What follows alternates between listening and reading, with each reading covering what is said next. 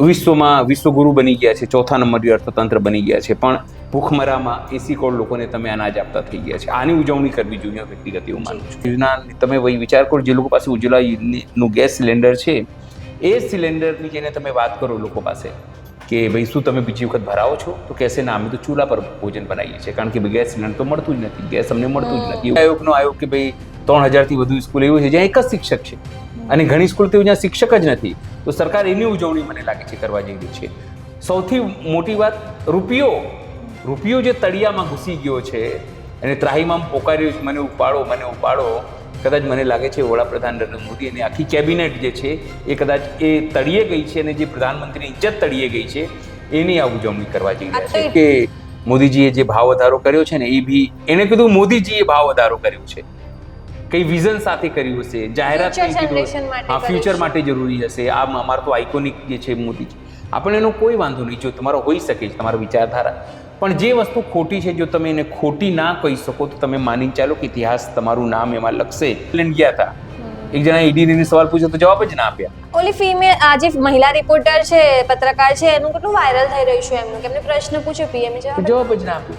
દેશમાં તો તમે જવાબ નથી આપતા, એક પ્રેસ કોન્ફરન્સ નથી કરતા. હું તો કહું 12 વર્ષ થઈ ગયા છે, વડાપ્રધાન નરેન્દ્ર મોદીનું આમંત્રણ આપું છું કે અમારા આ જ ખુરશી ઉપર આવીને તમે ઇન્ટરવ્યૂ આપો. એના ઉપર કહેવાય ને કે આગમાં બળતાવાનું કામ શું કરી રહ્યું છે, તો આ ડીઝલની અછત. ખેડૂતો અત્યારે રાત્રે સૂઈ રહ્યા છે, ડીઝલ મળતું નથી, 1 કિલોમીટર લાંબુ, અને લાઈનો લાગી છે, અને સાથે એમને એવું કહેવામાં આવે છે કે તમે છે ને ઓઇલ પણ ખરીદો. ઓઇલ કંપનીઓ શું કહી રહી છે, પોતાનું ઓઇલ પણ એની સાથે વેચી રહી છે, તમે ડીઝલની સાથે આ પણ લો. એ જે નારાજગી છે, બહુ ભયંકર નારાજગી અત્યારે ધીરે ધીરે આખો વિસ્તારમાં.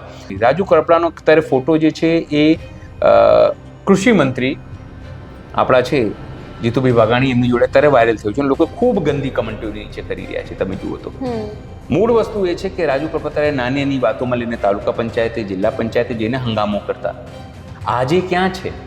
ઘણા લોકોએ એવું કીધું કે હવે આવા આંદોલનથી તેઓ દૂરી બનાવી રહ્યા છે. એમને ખબર છે કે જો આવા આંદોલનમાં જઈને જો સમજાવવાનો પ્રયત્ન કરશે તો કદાચ એમને માર પડી શકે છે. શું પડી શકે છે? ખેડૂતોને એટલી નારાજગી છે. આપણે એવું નથી કહેતા કે માર પડશે, પણ માર પડશે શાબ્દિક મારની હું તમને વાત કરું, બાકી એવું કે આ મારવાની વાત કરે, સ્વાભાવિક છે નિરાલી. રાજુ કરપડાએ સામે આવવું જોઈએ અને કેવું જોઈએ કે આંદોલન થઈ રહ્યું છે, ધાંગધ્રામાં થઈ રહ્યું છે. ધાંગધ્રામાં જે રીતે પોલીસ કોડ ગામમાં સાહેબ ઘોડા ઉપર ગઈ, વિચાર તો કરો, તમે વિચાર કરો, ત્યાં ધડે ધડા ઉતરી ગયા. લોકોએ કીધું કે ભાઈ આપણે થોડા અંગ્રેજોને ભગાય, હવે કારાંગ ભગવા અંગ્રેજોને ભગાડો. એવામાં જો એ રાજુ કરપડા ન આવી શકે, ન બોલી શકે, તો પછી રાજુ કરપડાનું ખેડૂત હોવાનું, નકલી નેતા બનવાનો ક્યાં અધિકાર છે?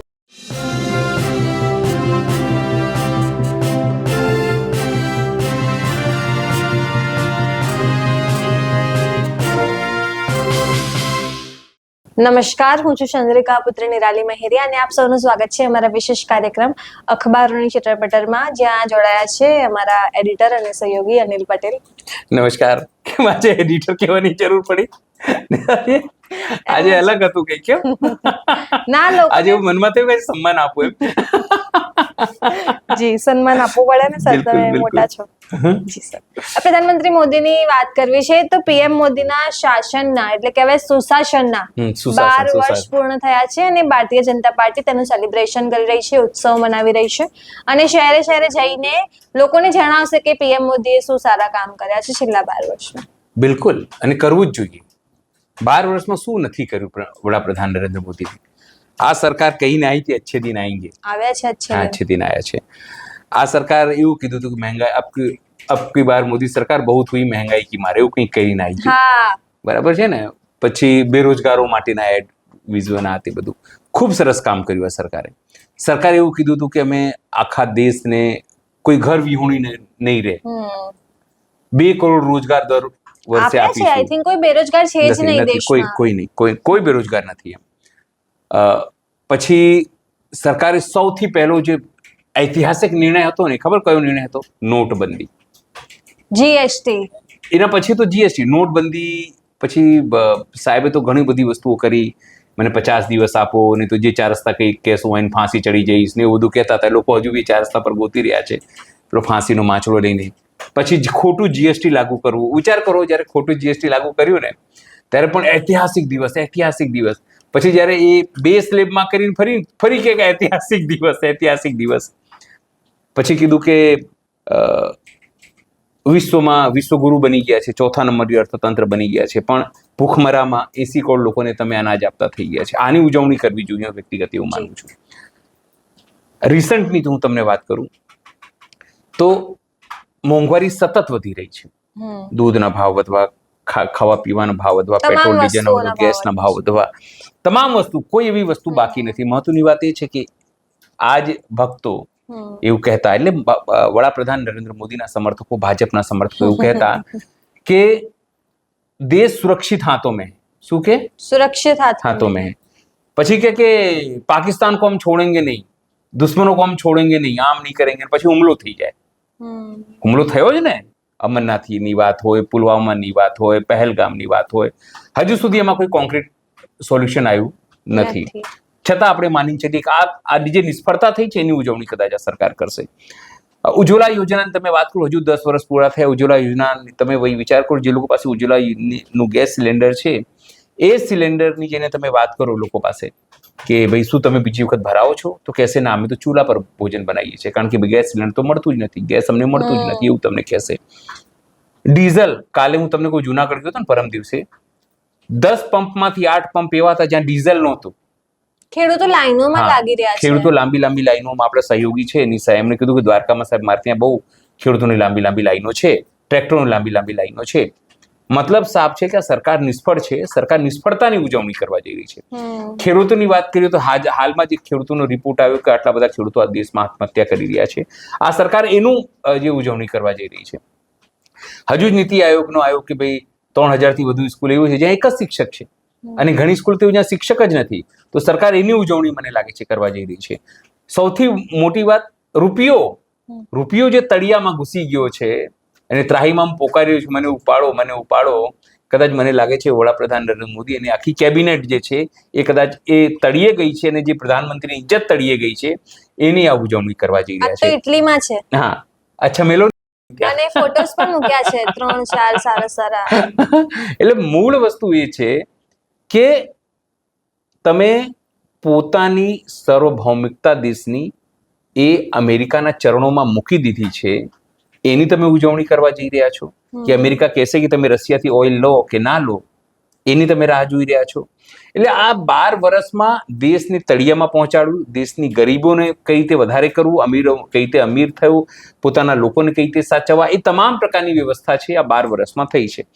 કોઈ પણ 10માંથી રેન્ડમલી 4 લોકોને તમે પૂછો કે શું તમે ખુશ છો, તમારી કમાણી વધી છે, તો કહેશે ના. શું કહેશે? ના. હું તમને ઉદાહરણ આપું, અમારે ત્યાં એક કાકા છે, પણ એ લોકોની માનસિકતા કેવી છે મેં તમને ના કીધું કે આ દેશ માટે બધું થઈ રહ્યું છે. આપણે ખબર ઇન્ટરવ્યુ, હું તમને કહું, આપણે પેટ્રોલ પંપ પર ઇન્ટરવ્યુ કરવા ગયા હતા, એ કાકા આપણને મળ્યા, મોદીની જેમ દેખાતા હતા, ખબર છે? ફોટો પણ ડીપીમાં મોદીજી મૂક્યો. એમને કીધું કે મોદીજીએ જે ભાવ વધારો કર્યો છે ને, એ બી એને કીધું મોદીજીએ ભાવ વધારો કર્યો છે, કઈ વિઝન સાથે કર્યું હશે, જાહેરાત કઈ કીધું, હા, ફ્યુચર માટે જરૂરી હશે. આ અમારો તો આઇકોનિક જે છે મોદીજી, આપણને એનો કોઈ વાંધો નહીં, જો તમારો હોઈ શકે છે તમારો વિચારધારા, પણ જે વસ્તુ ખોટી છે જો તમે એને ખોટી ના કહી શકો તો તમે માની ચાલો કે ઇતિહાસ તમારું નામ એમાં લખશે કે જ્યારે ખોટું થઈ રહ્યું હતું ત્યારે તમે કંઈ ના બોલ્યા, ચૂપ હતા, અને જે લોકો બોલતા હતા એને તમે ત્રાસ આપતા હતા. આપણું નામ આવશે શેનામાં? અત્યારે તો લોકો આપણને ખબર નહીં કેવું ગાળો આપે છે, આપણને ખબર છે. એક દિવસ આપણે એનું બી એપિસોડ બનાવીશું નિરાલી, કે લોકો આપણને કેવી રીતે ગાળો નથી આપી રહ્યા, પર્ટિક્યુલર પક્ષવાળા આપી રહ્યા છે. તમામ લોકો નથી આપી રહ્યા. પક્ષવાળા હોય, વિપક્ષવાળા હોય, જે પણ, જો સત્તા હંમેશા તમને કીધું એક જેવી જ હોય છે. કોંગ્રેસ હોય, આમ આદમી પાર્ટી હોય કે ભારતીય જનતા પાર્ટી હોય, એનું નેચર એક જ હોય છે, હિટલર જેવું. એને નથી ગમતું કે તમે એને સવાલ પૂછો. હું અત્યારે અહીંયા ભારતીય જનતા પાર્ટીની વાત નથી કરતો, હું એક બેઝિકલી સત્તા પક્ષની વાત કરું છું. જે પણ સત્તામાં હશે એનું નેચર એવું જ હશે કે જ્યારે તમે એને સવાલ પૂછશો, હા, પ્લસ માઇનસ હોઈ શકે છે થોડું, હા, કે એ થોડું લિબરલ વધારે હોય, કહેવાય ને કે વધારે સારું અને વધારે ઓછું સારામાંથી તમારે પસંદ કરવાનું, અથવા વધારે ખરાબ અને ઓછું ખરાબમાંથી તમારે પસંદ કરવાનું. એટલે આખી વસ્તુ નિરાલી એવી છે કે આ 12 વર્ષની ઉજવણી નિષ્ફળતાઓની ઉજવણી થશે. કારણ કે એની પ્રેસમાં તમે જોજો, એવા જ ગોદી મીડિયા વાળા જશે જે સામે સવારે જ નહીં પૂછે, મોદી ચાલીસ ખાતે હો, આપ થકતે નહીં હો, 4 બજે ઉઠતે હો ના, આ બટવા क्यों नहीं रखते हो, એવું બધું પૂછે. आपके पास कैश होते हैं कि नहीं होते हैं. પછી ઝાલમુડી ખાવા ગયા હતા ને ત્યારે 10 કે 20 રૂપિયા કંઈક આપતા હતા, તમે સમજો. એટલે ફોટો ઓપોર્ચ્યુનિટી વાળા પ્રધાનમંત્રી, જ્યારે અત્યારે ખબર નેધરલેન્ડ ગયા હતા, એક જણા ઈડીની સવાલ પૂછ્યો તો જવાબ જ ના આપ્યા. ઓલી ફિમેલ આ જે મહિલા રિપોર્ટર છે, પત્રકાર છે, એનું કેટલું વાયરલ થઈ રહ્યું છે એમનું, કે એમને પ્રશ્ન પૂછ્યો પીએમ જવાબ જ ના આપ્યો. દેશમાં તો તમે જવાબ નથી આપતા, પ્રેસ કોન્ફરન્સ નથી કરતા. હું તો કહું 12 વર્ષ થઈ ગયા છે, વડાપ્રધાન નરેન્દ્ર મોદીનું આમંત્રણ આપું છું કે અમારા આ જ ખુરશી ઉપર આવીને તમે ઇન્ટરવ્યુ આપો. અમારે નિરાલી છે ને તમારું ઇન્ટરવ્યુ લેશે. આપણે તો બહુ મતલબ એમના કમ્પેરિઝનમાં તો આપણે કંઈ નથી, પણ જે બીજા પત્રકારો છે જે એ લોકોને પણ ઇન્ટરવ્યુ આપે, જે હું વ્યક્તિગત એવું માનું છું નિરાલી, આપણે એ લોકો કરતા બહુ સારા છીએ જે લોકો સવાલ નથી પૂછી શકતા. પ્રધાનમંત્રી મોદી ના આપે તો જગદીશ વિશ્વકર્મા આપે. જે લોકોને રીડની હડ્ડી નથી ને, એટલે કે જે લોકો સવાલ ના, એના કરતા તમે લાખ ગણા સારા છો. અંજના ઓમ કશ્યપ કરતા બી તમે સારા છો, શ્વેતા સિંહ કરતા સારો છો, અંજના ઓમ કશ્યપ કરતા સારા છો. કેમ? તમે જમીન ઉપર જાઓ છો અને લોકોને પૂછો છો કે તમારે ત્યાં દારૂ પડે છે. એ હિંમત અંજના ઓમ કશ્યપમાં નથી. પોલીસમાંથી કે કેમ આવું કરો છો, તમે સમજો. એની હિંમત એ નથી, જેને પૂછી નથી શકતા કે તમારા વિસ્તારમાં આ સમસ્યા છે તો કેમ છે, એ નથી પૂછતા. સમજો, તમે પૂછો છો એટલે મોરલ જે છે એના કરતા 100 ગણું તમારું સારું છે. આપણે અમારી ચેનલ માધ્યમથી હર્ષ સંઘવી સાંભળતા હોય અથવા તો એમની ટીમ વાળા ભૂપેન્દ્ર પટેલ હોય સીએમ, કે પછી જગદીશ વિશ્વકર્મા હોય, તમામમાંથી જે પણ ઇન્ટરવ્યુ આપવા માંગતું હોય તે આવી શકે છે. તો અમને બોલાવી લેજો. 12 વર્ષ પૂરા થયા છે એને લઈને અમે પૂછીશું તમને કે તમને શું લાગ્યું 12 વર્ષમાં. જી. બીજો પ્રશ્ન છે કે રાજુ કરપડા હવે તો ભાજપમાં જતા રહ્યા. ખેડૂતોના મુદ્દે બહુ વાતો કરતા ને બહુ મોટી વાતો કરતા ને ખેડૂતોના નામે પોતાની રાજનીતિ ચમકાઈ દીધી, પણ હવે ખેડૂતોને તકલીફ પડી રહી છે તો ક્યાં છે? અને બીજી વસ્તુ કે ખેડૂતોનું આંદોલન થઈ શકે છે આવનાર સમયમાં? જો 2-3 વસ્તુઓ છે નિરાલી, તમે જે સવાલ પૂછ્યો ને, 2 વસ્તુ જોડીને મર્જ કરીને બહુ શાર્પલી આ બંને વચ્ચે જોડી છે. પહેલો સવાલ હું તમને, જે બીજો તમે સવાલ પૂછ્યો એનાથી જવાબ આપું કે એક તો આખા ગુજરાતમાં 26 કે 27 જિલ્લા એવા છે જ્યાંથી વીજ લાઈનો પસાર થઈ રહી છે, અદાણીની, અંબાણી કે બીજી કંપનીઓ, કોઈ બી કંપની. ત્યાં ખેડૂતોની જમીન લેવાની, યોગ્ય વળતર ના આપવાની જે આરોપ છે ખેડૂતોને, એની વાત કરું, એ તમામ વસ્તુઓ ચાલી રહી છે. ચાલવી બી જોઈએ. ભાઈ, અન્નદાતા છે ખેડૂત. જો તમે એની જમીન લઈ લો તો પછી શું ઉગાડશે? શું તમે ઘઉં, ચોખા, દાળ એ બધું ગૂગલ ઉપરથી ડાઉનલોડ કરશો? ના, એ જમીન ઉપરથી જ થવાના છે. અને આપણું દેશ અમેરિકા જેવું મોટું નથી અને જનસંખ્યા ઓછી નથી. આપણે ત્યાં 150 કરોડની જનસંખ્યા છે, જમીનો નાની છે. એટલે જો એ જમીનો બી તમે લઈ લેશો તો ખેડૂત કે જગતનો તાત શું કરશે? એ સ્વાભાવિક એક મોટું આંદોલન જે છે ચાલી રહી છે. એની પાછળ તમે કોંગ્રેસ કહો કે આમ આદમી પાર્ટી કહો કે લોકલ જે સંગઠનો છે ખેડૂતોની એ કહો, એ કામે અત્યારે લાગી છે. એના ઉપર કહેવાય ને કે આગમાં બળતાનું કામ શું કરી રહ્યું છે? તો આ ડીઝલની અછત. અત્યારે રાત્રે સુઈ રહ્યા છે, ડીઝલ મળતું નથી, 1 કિલોમીટર લાંબુ, અને લાઈનો લાગી છે. અને સાથે એમને એવું કહેવામાં આવે છે કે તમે છે ને ઓઇલ પણ ખરીદો. ઓઇલ કંપનીઓ શું કહી રહી છે? પોતાનું ઓઇલ પણ એની સાથે વેચી રહી છે કે તમે ડીઝલની સાથે આ પણ લો. એ જે નારાજગી છે, બહુ ભયંકર નારાજગી અત્યારે ધીરે ધીરે આખો વિસ્તારમાં. તમે મોરબી જતા રહો, તમે જાનમર્ગ જતા રહો, તમે સુરેન્દ્રનગર આવી જાઓ, કચ્છ પણ મોરબી હોય, સુરેન્દ્રનગર હોય, મોરબી હળવદ પણ વિપક્ષ જેવું રાખ્યું જ નથી. મતલબ મોરબીમાં ખેડૂતો છે એ લોકોએ ભાજપને મત રિસન્ટલી આપ્યા છે. બ્રિજ આટલો બધો તૂટ્યો તો, આટલું બધું થયું તો પણ સુરેન્દ્રનગરમાં બીજેપીને આપ્યું, તો પછી એ લોકો જ લાવી રહ્યા છે ને પક્ષને. તો બિલકુલ. જો ભાજપ અત્યારે ઇલેક્શન મશીન છે. ભાજપને ખબર છે કે જો મારે ખેડૂતો વોટ નહીં આપે તો મારે કઈ જગ્યાએથી વોટનું મેનેજ કરવું. સમજો, ભાજપને આવડે છે. જો મોંઘવારીની વસ્તુ હોય કે બીજી સામાન્ય વસ્તુ હોય કે શિક્ષણની વસ્તુ હોય કે બેરોજગારીની વસ્તુ હોય કે લોકલ ઇન્ફ્રાસ્ટ્રક્ચરની વસ્તુ હોય, એ વસ્તુઓમાં લોકોને એક વાત એવું છે કે ભાઈ ભાજપ પાસે છે તો ભાજપને આપણે વોટ આપીએ, અથવા ભાજપને વોટ નહીં આપી તો બીજું કોણ વિપક્ષ તમારી પાસે દેખાય છે.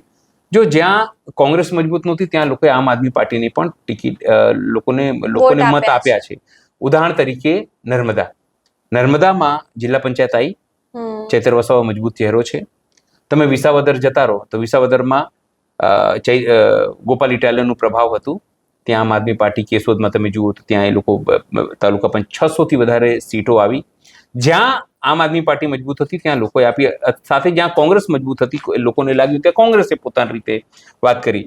જ્યાં ભાજપને લાગ્યું એને સામદામ દંડભેદ 700થી વધુ બેઠકો એને બિનહરીફ કરાવી લીધી. એને ખબર છે કે ત્યાં હારી શકતા હતા. એટલે મૂળ વસ્તુ એ છે કે જે આંદોલનની તમે વાત કરી, એ આંદોલન અને લોકોને જીતાડવું, એ બંને વસ્તુમાં અંતર છે. આ તમે માની ચાલો 2027 માટે ઉકળતા ચરુ જેવી સ્થિતિ છે.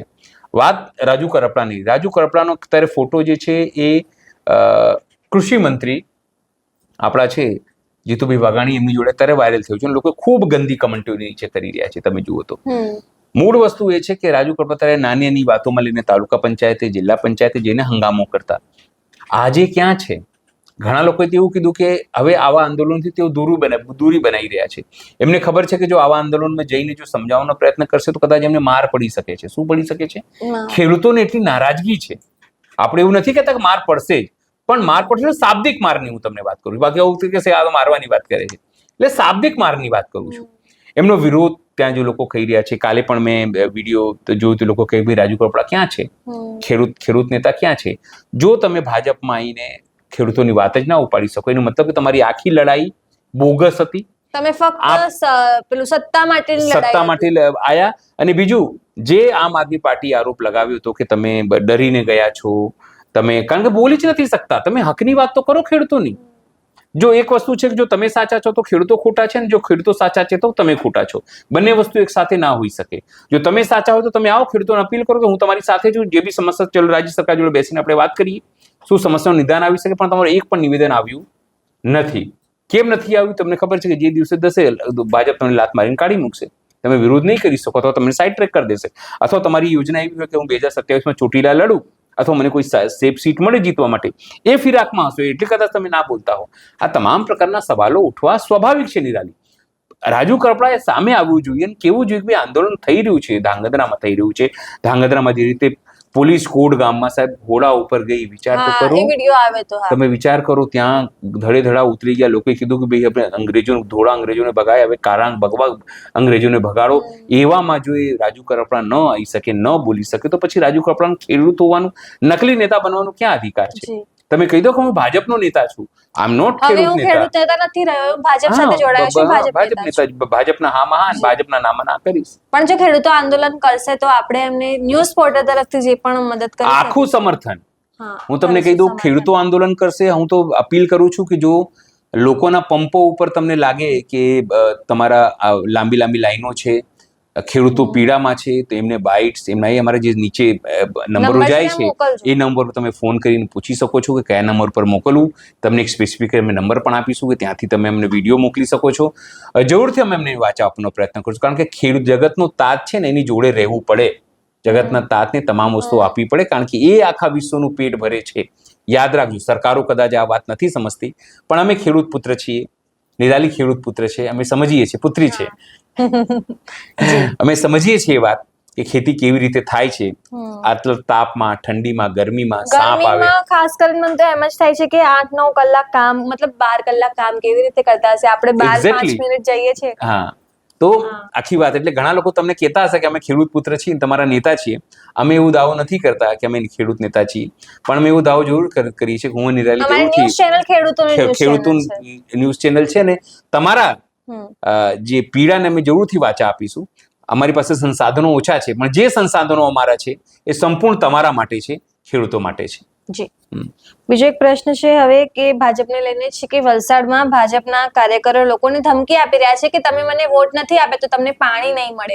એટલે આ શું હિટલરશાહી ચાલુ કરી છે વલસાડમાં ભાજપે? તમે માની ચાલો, હું હંમેશા આ ઘટનામાં શું ઉદાહરણ આપું તમને ખબર છે કે જ્યારે દ્રૌપદીનું ચીરહરણ થતું હતું ને, ત્યારે કોઈ નહોતું બોલતું. દુર્યોધન તો કરનારો હતો, પણ ત્યાં ભીષ્મ પિતામહ, દ્રોણાચાર્ય, કૃપાચાર્ય, ધૃતરાષ્ટ્ર, તમામ લોકો હતા. કોઈ બી કંઈ બોલતું નહોતું. એટલે જે લોકો અન્યાયને જોઈને ચૂપ રહ્યા, કર્યા એ લોકોને તો સજા મળવાની જ છે, પણ જે લોકો અન્યાયને જોઈને ચૂપ રહ્યા એ લોકોને પણ સજા મળશે. અને લોકો પણ એટલા ભાગીદાર છે. જે લોકોએ, હું કહું છું, આ ઘટનાથી એ વાત સાબિત થાય છે કે જે લોકોએ મત નથી આપ્યા, એમની મનની વાત છે, મત આપે ન આપે, દેશમાં લોકશાહી છે. લોકશાહી ક્યાં છે એવું માની લઈએ આપણે.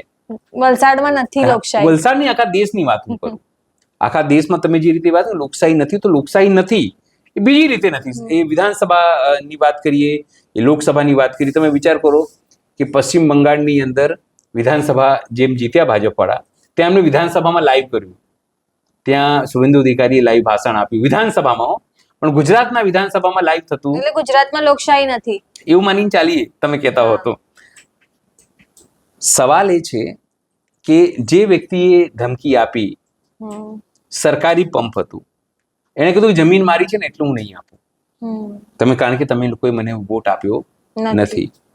તો હવે લોકોને સમજવાનું છે કે વોટ તમે કોને આપવા માંગો છો? એવા લોકોને કે જે કાલ ઉઠીને તમે વોટ ના આપો તો તમારી જોડે બદલો લે? હમ આવા અનેક ઘટનાઓ, જ્યારે ઇલેક્શન હતું ત્યારે મિતેશ પટેલ નામના એક સાંસદ છે, એમણે એવું કીધું હતું કે જ્યાં અમે હારીશું ત્યાં અમે અમારું ફંડ નહીં આપીએ. તમે વિચાર ગ્રાન્ટ કરો. નહીં આપીએ. હા, ગ્રાન્ટ નહીં આપીએ. સોચો આ હિંમત ક્યારે આવે છે? આ હિંમત એટલા માટે આવે છે, એમને લાગે છે કે અમે અમરપટ્ટો લઈને આવ્યા છે. એ લોકોને છે કે મારા બાપ દાદાનું ગુજરાત હા, બાપ દાદાનું ગુજરાત છે, અમરપટ્ટો લઈને આવ્યા છે, અમે ક્યારે નહીં જઈએ. આ હિંમત તમને ક્યારે આવે છે? ક્યારે તમે મને જોરથી લાફો ક્યારે મારી શકો? તમને ખબર છે કે અનિલભાઈ મને સામે પટીને લાફો નહીં મારે, એમની હિંમત નથી. કેમ? કારણ કે અનિલભાઈના બંને હાથ એકના ઈડી એકના સીડી એ પકડી રાખ્યું છે. સમજ્યા તમે? એટલે તમે મને લાફો એક વખતની વારંવાર મારી શકશો અને હું તમને જવાબ આપી શકું, અથવા મારી કોઈ કમજોરી હશે હું તમને મારી શકતો નથી, અને એ કમજોરી તમે જાણો છો. આ ગુજરાતની કમજોરી ભાજપવાળા જાણે છે કે એમને કંઈ પણ કરીશું પણ વોટ તો ભાજપને જ મળવાના છે. જે દિવસે માઇન્ડસેટ ચેન્જ થયું, ખાડિયાવાડી થશે, જેમ એ ખાડિયાવાડી અયોધ્યાવાડી, તમે સમજો એ દિવસે જો આ ભાજપવાળા ક્યાંક તમને શોધ્યા જડે તો, કારણ કે લોકોમાં રોષ છે. આપણે જઈએ છીએ ફિલ્ડમાં, લોકોનો રોષ છે, લોકોનો રોષ દેખાય છે. પણ ઠીક છે, ક્યાંક મેન્યુપ્યુલેટ, ક્યારેક માનસિક દગાખોરી, ક્યાંક જૂઠું બોલવું, વારંવાર બોલવું, ક્યાંક 2047ના સપના દેખાડવા. 2014માં આવો તો તમે કહો મને 5 વર્ષ આપો, જો હું આ કરી દઈશ. પછી 2022માં કહો કે અમે ખેડૂતોને આવક ડબલ કરી દઈશું. પછી કહો હવે 2047માં અમૃતકાળ કરીશું. એટલે આ બધી વસ્તુ બોલીને તમે લોકોને મૂરખ બનાવો. મૂરખ બનાવ્યા પછી શું? આખરે લોકો મૂરખ બની ગયા તો તમારે સાંભળવાનું છે. આ ફળ છે, ફળશ્રુતિ છે, તો સાંભળો. તો હવે બે વાતો છે. એક તો અમે એક નવી પોલિટિકલ પાર્ટી જોઈન કરી છે, કોકરોચ જનતા પાર્ટી. કેમ કે સીજીઆઈ જે લોકો મીડિયામાં મતલબ સોશિયલ મીડિયામાં કામ કરતા હોય, ડિજિટલ માધ્યમ પર કામ કરતા હોય, આરટીઆઈ એક્ટિવિસ્ટ હોય કે પછી બેરોજગાર છે, એ લોકોને કોકરોચ કયા છે, એટલે કે વંદા કયા છે કે આ લોકોની કોઈ ઓકાત નથી. એટલે અમે આ તમામ લોકોને જોડવાનો પ્રયાસ કરીશું. તમે પણ જોડાજો કોકરોચ જનતા પાર્ટીમાં. અમારા ફોન પર ફોન જરૂર કરજો જો તમારી જોડાવાની ઈચ્છા હોય કોકરોચ જનતા પાર્ટીમાં. જોડાજો. હું મેલ કોકરોચ, ફિમેલ કોકરોચ, મને કે ઓફિસમાં તમામ મેલ કોકરોચ, બધા કોકરોચ જ છે. કારણ કે અમે સવાલ પૂછીએ છીએ અને એ સવાલ નથી ગમતું. સીજીઆઈ ને ના ગમે મને તો હદ થઈ ગઈ. બેરોજગારો કોકરોચ છે તો આપી દો ને રોજગારી. હા, બોલાઈને આપી દો. તમે પોતે કોલેજિયમ સિસ્ટમ વાપરો છો, પોતે કોલેજિયમ સિસ્ટમ થી તમે સેટ કરો છો અને બેરોજગારને કોલેજી મતલબ કોકરોચ કહો છો. શરમ આવે છે? જે જનતાના ટેક્સ માંથી તમે મજા માણી રહ્યા છો. મારું બિલકુલ એ નથી કે હું મારો અભિગમ નથી કે હું ઉતારી પાડું કે એમને બેજતી કરું, પણ એ બોલ્યા છે એટલે આ રિએક્શન છે. એક સામાન્ય કોકરોચનો રિએક્શન છે. જી, બીજું એક અનાઉન્સમેન્ટ તમને ખ્યાલ જ છે પણ કોઈને ના ખબર હોય એટલે ફરીથી કહી રહ્યા છે કે અમે #નો દારૂ નો ડ્રગ્સ અભિયાનની શરૂઆત કરી છે. અમે અમદાવાદના અમરાઈવાડી વોર્ડમાં એક એપિસોડ કર્યો હતો, એનો ખૂબ સારો પ્રતિસાદ મળ્યો છે. તો તમારા વિસ્તારમાં દારૂની સમસ્યા હોય ને લોકો બોલવા માંગતા હોય, કેમ કે અમે દારૂની રેડ નહીં પાડીએ બીકોઝ એ પોલીસનું કામ છે, પણ અમે જનતાનો અવાજ બનીશું. હા, એટલે ઘણા લોકો અમને ફોન કરીને કહે છે કે તમે સ્ટિંગ કરશો. ના, સ્ટિંગ કરશો તો ના, તમે કહેશો કે અમે ત્યાં જનતા અમારી સાથે જનતા રેડ કરવા આવતો ના. અમે ઈચ્છીએ છીએ કે તમારા વિસ્તારનું લો એન્ડ ઓર્ડરનું સાચવવાનું કામ એ પોલીસનું છે, લોકલ પોલીસ સ્ટેશનનું છે, પીઆઈનું છે, હેડ કોન્સ્ટેબલનું છે, એમનું છે. અમારું કામ નથી. અમારું કામ છે તમારી વાત લોકો સુધી પહોંચાડવાનું, અને એ જ વાત કરવા માટે અમે કહીએ છીએ કે તમે અમારો સંપર્ક કરજો, અમારા નંબર ફોન કરજો, અમે આવીશું. પણ બોલવાનું તમારે છે, અવાજ તમારે ઉઠાવવાનું છે. જી, તો અત્યાર માટે બસ આટલું જ. તમે આ તમામ મુદ્દે શું વિચારો છો અમને કમેન્ટ કરીને જરૂરથી જણાવજો. ધન્યવાદ. નમસ્કાર.